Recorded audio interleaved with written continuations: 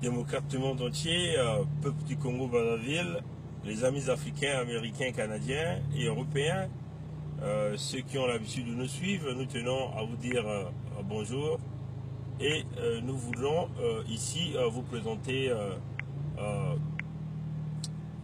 quelques informations, éventuellement le décryptage sur des éventuels privilèges que bénéficient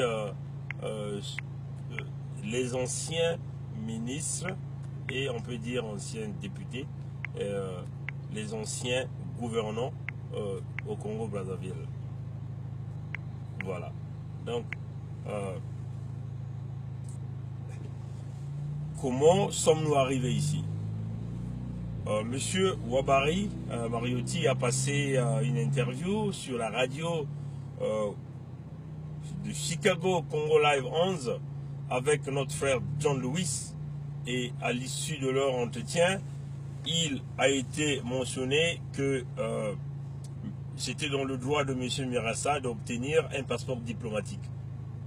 Et ça fait partie de la loi au Congo. Et cette section nous a donc poussé d'aller regarder réellement ce qui se passe au Congo avec les privilèges des anciens ministres, puisque nous savons que M. Mirassa était ministre au temps du président Pascal Lissouba, je crois, en 91, au temps de Milongo, au gouvernement Milongo, et je crois au temps du gouvernement Milongo, en 91-92, je crois. Si ma mémoire elle est bonne, bien sûr. Et alors, chers amis, nous sommes venus avec plusieurs informations.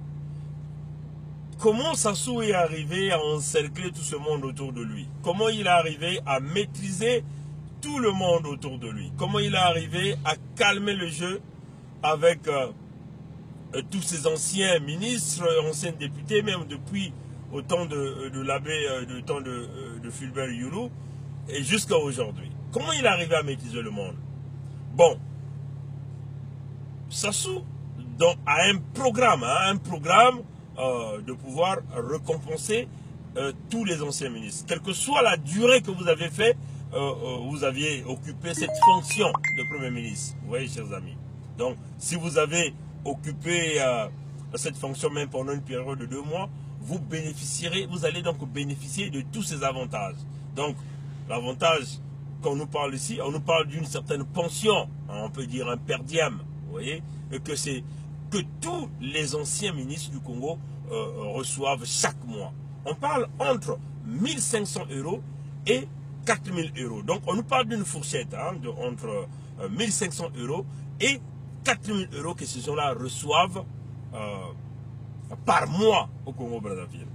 C'est ce que vraiment qui m'a poussé à réfléchir, à se dire mais qu'est-ce qui se passe dans ce pays? Vous avez été une fois ministre et vous rentrez dans un calendrier de bénéfices où on peut peut dire des avantages, de privilèges, vous voyez, de salaire à vie. Donc, vous avez été ministre une année, ce n'est pas une pension, et vous n'êtes plus, et Sassou pour vous embellir, vous voyez, pour vous garder dans la bonne condition, pour vous mettre sous sa dépendance, pour vous pousser à l'esclavagisme. Qu'est-ce qu'il fait?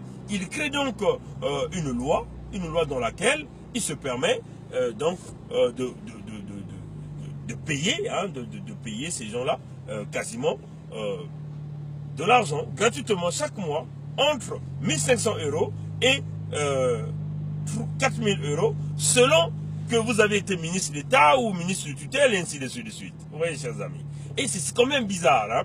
Et quand nous essayons de voir un peu ce système, mais ça nous permet de comprendre que Sassou a mis tous ces privilèges en jeu pour pouvoir contrôler tous les hommes politiques au Congo. Parce que du moment où tu commences à changer un peu de trajectoire, il va essayer de couper sur le lombride. Vous voyez, il va essayer de couper sur le lombride pour pouvoir t'empêcher d'obtenir ce per diem-là.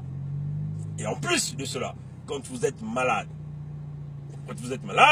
si la maladie elle est très grave, Sassou va donc affréter un falcon médicalisé qui va donc vous prendre pour vous emmener à Paris, puisque la plupart du temps, c'est Paris qui est en train de s'occuper de cela. Et en plus, là, présentement, il y a 3 axes. Si ce n'est pas Paris, on vous amène à Malabo ou au Maroc. Ce sont les 3 axes que Sassou est en train maintenant d'utiliser pour donner le privilège à tous ces hommes politiques au niveau du Congo. Mais c'est quoi ce privilège? C'est une façon de les garder dans l'enclos du loup. Du moment où l'animal veut sortir, le brebis veut sortir pour faire un peu de bruit et le loup saute là-dessus pour dévorer. C'est exactement ce qui se passe. Et encore, les parents, vous voyez, et quand ces gens-là, d'après les informations on nous a dit, quand ces gens-là partent pour des voyages médicalisés, ils sont assistés des parents. Et ces parents-là sont logés dans les hôtels de luxe, payés par Sassou Nguesso. Il y a un fonds au niveau de la présidence de la République, géré par, je crois que par le protocole et un certain Ondaï. On nous parle de ce nom-là, que moi je ne sais pas, le secrétaire de la présidence, c'est qu'on nous dit, qu'un certain Ondaï qui est à la charge de ces fonds-là. Vous voyez, donc vous êtes un ancien député, même du temps de Marin Gobi, vous arrivez à appeler le secrétariat de la présidence, donc c'est Sassou, il va vous dire, vous décrirez votre problème, et en ce moment-là,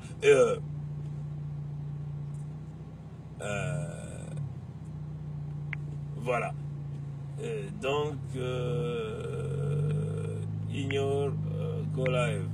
Voilà. Donc, excusez-moi pour ce petit retard. Donc, je disais, donc c'est un fonds qui est géré par le secrétariat de la présidence, soi-disant, et ces fonds-là ont toujours fonctionné comme ça. Et dans ce privilège vient quoi? Le passeport diplomatique. Donc c'est une petite machine. On nous a décrit cette petite machine qui fait des passeports biométriques de la diplomatie congolaise, qui se déplace d'un bureau à un bureau. Donc la machine se déplace, quel que soit votre état de maladie, on prend vos empreintes sur place, on vous imprime le passeport sur place. Hein, le passeport diplomatique sur place. Ça, c'est d'après les informations qu'on nous dit. Vous voyez, chers amis.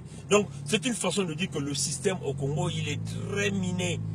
Et en plus, quand vous savez, quand un Falcon se déplace, le Falcon peut coûter entre 100 000 à 150 000 euros, juste le voyage.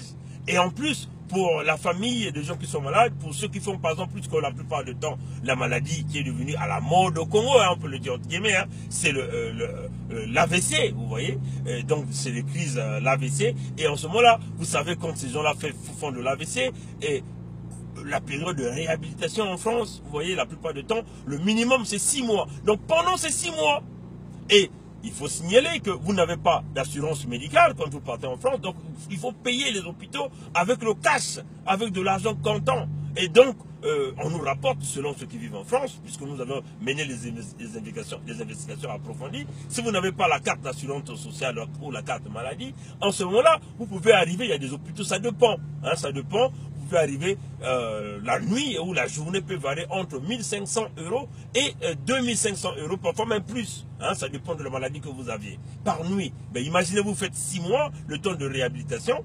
Et il y a des moments où, pour ceux qui souffrent des cancers, quand il y a des examens avancés, il y a des injections il y a des injections qui coûtent jusqu'à 2 000 euros, 3 000, 4 000 euros. Et il faut en prendre 4 fois par jour. Et c'est cela pendant plus d'1 année. Vous voyez, tout ça là, c'est aux frais de l'État congolais, donc payé par Denis Sassou Nguesso. Voilà pourquoi vous voyez, les leaders politiques de l'opposition sont pris comme dans un enclos au niveau du Congo. Quand ils veulent parler, le loup sort, il dit, moi je veux couper les privilèges. Vous voyez, chers amis. Donc, voilà un peu la situation que nous venons à vous présenter, hein, comment ces gens-là sont pris en étau, parce que quand on nous parle, même quand les gens au Congo disent, on nous a pris les passeports, en fait de compte, ce sont les passeports diplomatiques. Et cela se passe qu'au Congo. Vous voyez, chers amis, au Canada, vous n'allez pas voir, aux États-Unis, vous n'allez pas voir quelqu'un qui n'a fait que 2 ans en tant que ministre et il va continuer à bénéficier des privilèges avec l'argent du contribuable canadien. C'est impossible, ça. Vous voyez, vous n'êtes plus en fonction, vous allez prendre un passeport ordinaire comme tout un chacun, comme le citoyen ordinaire. C'est cela qui se passe ici, dans ce pays-ci. Vous voyez, mais au Congo, vous avez été en fonction, vous n'êtes pas, vous continuez à bénéficier les privilèges. Vous bénéficiez, vos enfants bénéficient, les enfants, c'est devenu un cercle vicieux où les gens continuent de s'enrichir. Mais comment voulez-vous que, ne voulez-vous pas que ce pays-là puisse s'endetter à plus de 120% de PIB? Mais c'est tout cela qui rentre en compte, qui rentre dans les lignes, qui rentre en considération.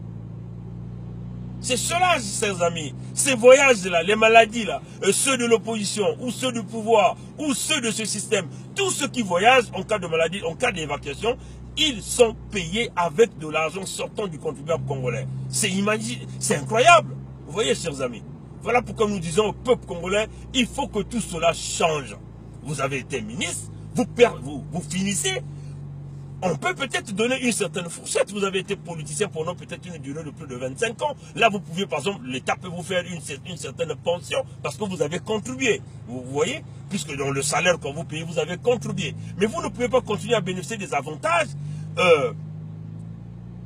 qui vont donc permettre de pouvoir ruiner le Congo, alors que même les retraités, on venait de suivre des reportages, qui ont 9 mois sans pension, des étudiants qui n'ont pas de bourse, et des employés, ceux qui ont travaillé mais qui ne sont pas payés.